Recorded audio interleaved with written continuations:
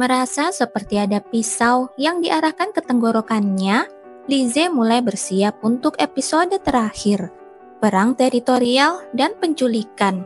Tepat sebelum menyatakan perang, Shane telah menulis surat kepada Edith, menawarkannya satu kesempatan terakhir, tetapi dia menolaknya. Lebih jauh lagi, mata-mata Ringelhoff telah dicambuk dan diusir segera setelah perang teritorial diumumkan.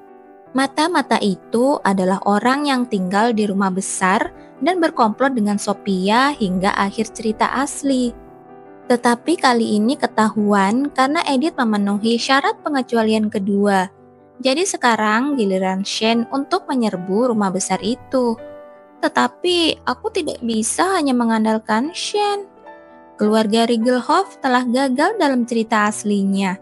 Dan kini setelah narasi Edith menjadi lebih kuat, mereka tidak lagi dapat diandalkan. Lizzie mengirim surat kepada keluarga Ringelhoff, namun pengirimnya tidak diketahui. Saya bekerja di rumah besar Ludwig. Jika Anda ingin menjatuhkan Duke, saya ingin membantu. Count Ringelhoff dan Shane tidak punya pilihan selain menerima tawaran itu, meskipun mereka curiga. Setelah menyiapkan panggung, Lizzie melakukan satu upaya terakhir untuk merayu Kilian sebelum dia berangkat berperang.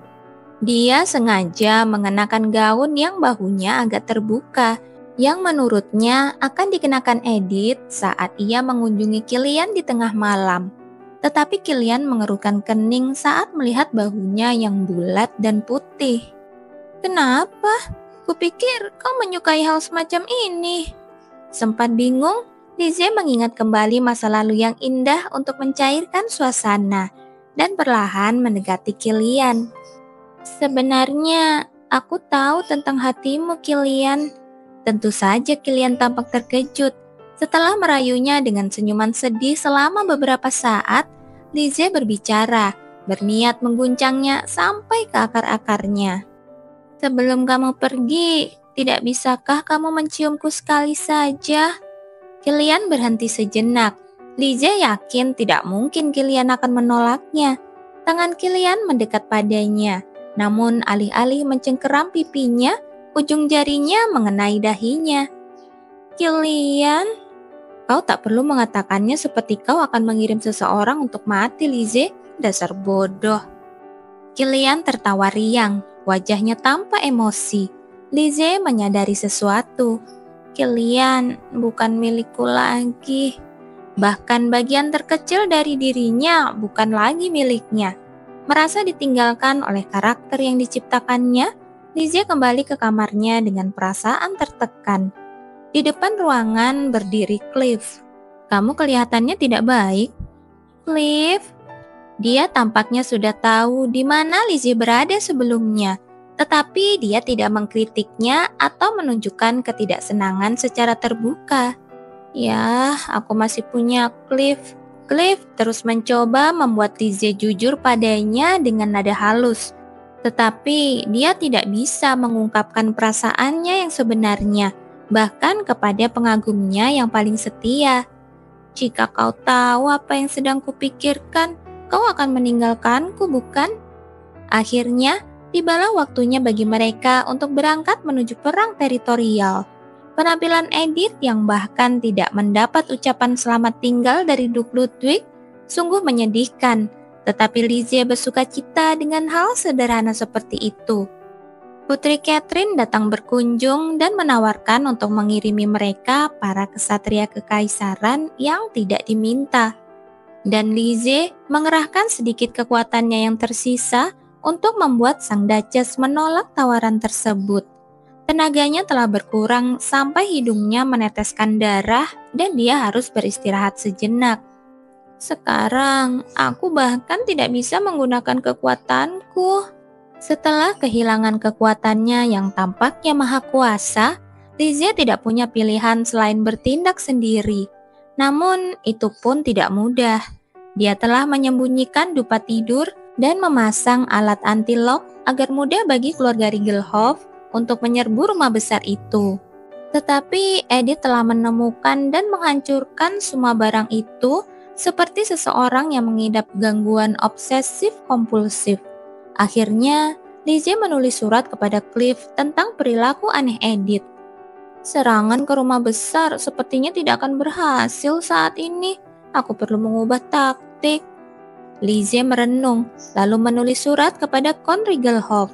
Rumah besar itu dijaga terlalu ketat, terutama dengan adanya Nona Edith. Mungkin kita harus mengubah taktik kita. Sang Duchess dan Nona Lizzie akan hadir di pesta Count Wyndham pada hari Archduke Langston membuat penampilan megahnya. Saya sarankan Anda mengambil tindakan saat mereka pulang dari sana. Seperti yang diharapkan, Count Rigelhoff dan Shane memutuskan untuk mengikuti saran Lizzie.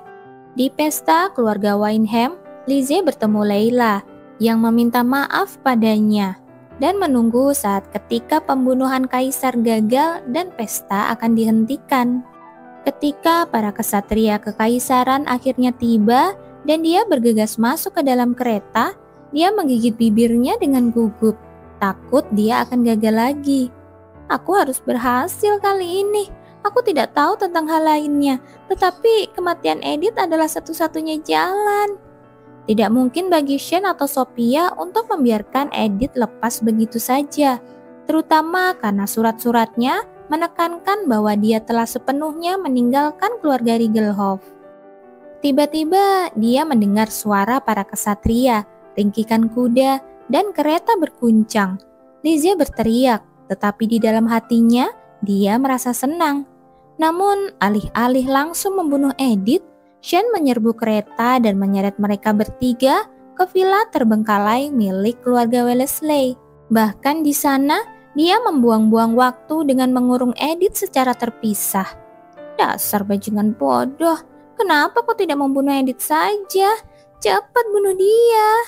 Cliff akan tiba sebentar lagi, dan kamu harus membunuh Edith sebelum itu.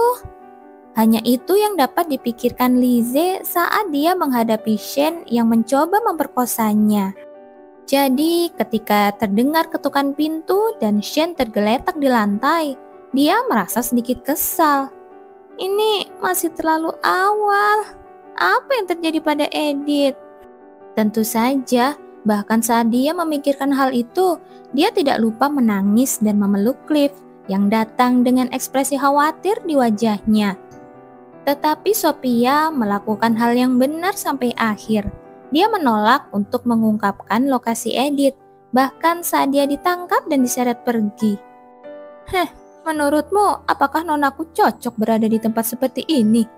Meski kata-katanya dimaksudkan untuk menyembunyikan Edith, ada kebencian berbisa di matanya. Ya, kamu akan mati kedinginan atau mati kelaparan jika kamu terkurung di tempat terlantar dalam cuaca seperti ini.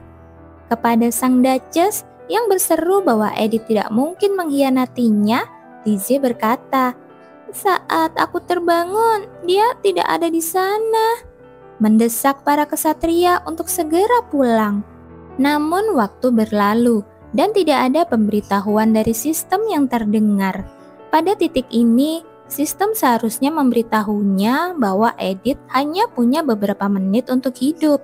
Tetapi hal itu tidak terjadi sampai Duke dan Kilian kembali ke ibu kota. Edith Rigelhoff, di mana kamu sebenarnya? Dan apa yang sedang kamu lakukan? Saat Lizzie mengunyah ujung jarinya, Kilian pergi memimpin para kesatria mencari Edith, dan Cliff menambah jumlah kesatria untuk mencarinya. Jelas bahwa Edith akan ditangkap cepat atau lambat. Jadi satu-satunya hal yang dapat aku andalkan sekarang adalah kondisi pengecualian ketiga. Lizzie tidak mampu membunuh Edith dalam rencana terakhirnya. Sekarang dia harus memastikan bahwa Edith memohon pada Kilian untuk mengampuni nyawanya. Lizzie semakin kurus dari hari ke hari hingga hari eksekusi Rigelhoff. Bagaimana jika kondisi pengecualian ketiga terpenuhi? Lalu apa yang akan terjadi? Masa depan yang Lizzie tahu akan hilang, namun waktu terus berjalan. Menghadapi masa depan yang tidak diketahui dan menjadi tua serta jelek akan menjadi bencana bagi Lizzie. Aku tidak mau itu. Apa yang harus aku lakukan? Untuk pertama kalinya dalam hidupnya sebagai Lizzie, ia merasa tidak berdaya. tak berdaya seperti seorang prajurit yang berdiri di tempat eksekusi. Edith Riegelhoff telah ditangkap. Dia sekarang sedang dituntun ke arah ini. Untungnya atau sayangnya, Edith ditangkap pertama kali oleh kesatria Cliff, bukan Killian. Berjuanglah Edith, dan mohonlah belas kasihan saat kamu dibawa masuk. Kumohon. Lizzie berharap Edith akan memiliki satu harapan terakhir untuk hidup. Tetapi seperti yang terjadi sejak Edith ke-13 dirasuki, harapannya pupus. Saat dia berjalan dengan susah payah di belakang para kesatria, tidak ada sedikit pun tanda-tanda keinginan untuk hidup di wajahnya. Lizzie bergegas ke sisinya. Edith, kenapa? Kenapa kau lakukan itu? Apanya? Edith tampak benar-benar bingung. Demi Tuhan, Edith, katakan itu kesalahan. Katakan kau benar-benar minta maaf. Killian berhati besar. Dia tidak akan mengabaikan permintaanmu. Lizzie belum pernah membuat permohonan sepenuh hati seperti itu sebelumnya. Ia memohon dengan putus asa agar Edith memberontak terhadap kematian meski sedikit. Namun Edith menggelengkan kepalanya.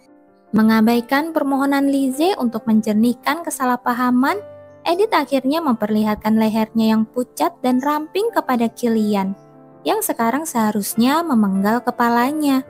Kumohon, kumohon. Jeritan hati Lizzie dipotong oleh suara sistem. Kondisi pengecualian ketiga telah terpenuhi. Pengecualian telah diberikan dan kendali penulis telah dikurangi. Kondisi pengecualian ketiga akan dihapus. Lizzie membeku di tempat. Setiap orang dari Riegelhoff pantas dihukum mati. Bukan hanya karena pengkhianatan mereka, tetapi juga karena perbuatan kejam mereka. Sambil membuka mulutnya seolah hendak menggorok leher Edith, Killian menambahkan sambil tersenyum tipis. Ngomong-ngomong, nama istriku adalah Edith Ludwig sejak dia menikah denganku. Kalau Edith adalah seorang Riegelhoff, itu penghinaan terhadap keluarga Ludwig, bukan? Lizzie tercengang oleh pengecualian yang ditimbulkan oleh terpenuhinya kondisi pengecualian ketiga. Semua orang ingin membunuh Edith, dan Killian menyelamatkannya. 12 Edith terakhir telah mati di sini, di tempat ini, di bawah pedang Killian. Tidak ada satupun pengecualian. Ini adalah pengecualian yang belum pernah dilihat Lizzie sebelumnya. Tidak, semua hal tentang Edith ke-13 adalah baru bagiku. Lizzie melangkah keluar saat eksekusi keluarga Riegelhoff dimulai, mondar-mandir dengan gugup dan menggigit bibir. Aku tidak percaya aku kalah.